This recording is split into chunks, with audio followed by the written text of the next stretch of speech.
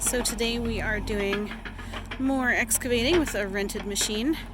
Behind us you can see the piles and piles of wood that was logged before we bought the property and that was never cleaned up. It was just left there to rot, which is a crime in my opinion because that's still perfectly good wood. We've been pulling mostly from the piles out front, mostly because we want to get the front area looking nice and because the grass grows really well there, so may as well get good pasture while we can. But this weekend, Halloween weekend, we are putting down a couple of horses for a friend. They're both well into their senior years and have started slowing down, so we're going to do what's kind, put them down before they start to suffer, which is something that I wish more people would do, even though it's never really pleasant for anybody, except for the horse. The horse has no idea what's going on. But anyway, as you can see, we've got years worth of firewood still just stacked up here, probably home to bobcats and coyotes and maybe even some bears. There's a really big den under that one, who knows. But we have a really difficult time getting down here because none of our trucks can make it through all these stumps. Last time we cleared out this path, that way we could get the truck down here.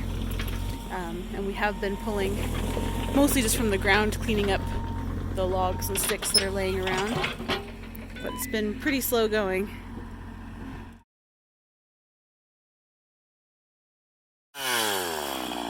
So before I got to him, Rob was a perfectly good city boy. And I ruined him. Turned him into some kind of backwoods redneck. He still, before me, he owned suits that cost more than my truck. I think 10 years ago, the idea of chainsawing shirtless in the snow, he would have laughed. Probably would have been like, what kind of idiot would do that? But his shirt was steaming with sweat.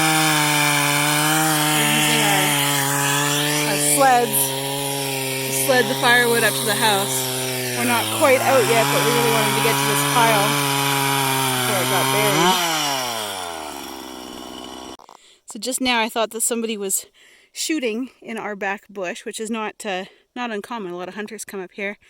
Elk, moose, deer, that kind of thing. Wolves. But it turns out it was actually just my husband banging the stuff off, and there's like a crazy echo. You do it again while I'm facing this way?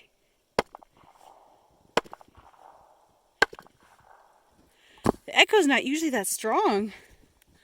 It's wild. You never knew that I was this strong.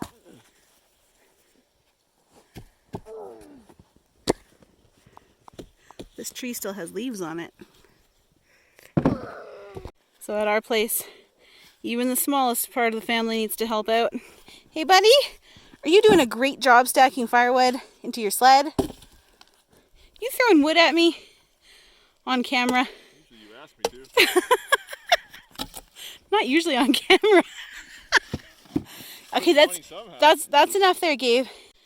Rob has climbed up onto the pile. Gonna see if he can pull that big log out. I think he's gonna die. He's just gonna fall through. He's like, you can't really see, there's a steep drop off behind him. But you're like, what, 6 feet off the ground? Huh? You're like 6 feet off the ground, right? Yeah, more or less.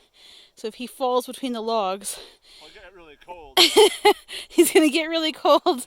And I guess we don't have to worry about having more children, thankfully. Let's see if I can get this thing up the hill. It's really heavy. This is not very fun. I guess it beats freezing to death.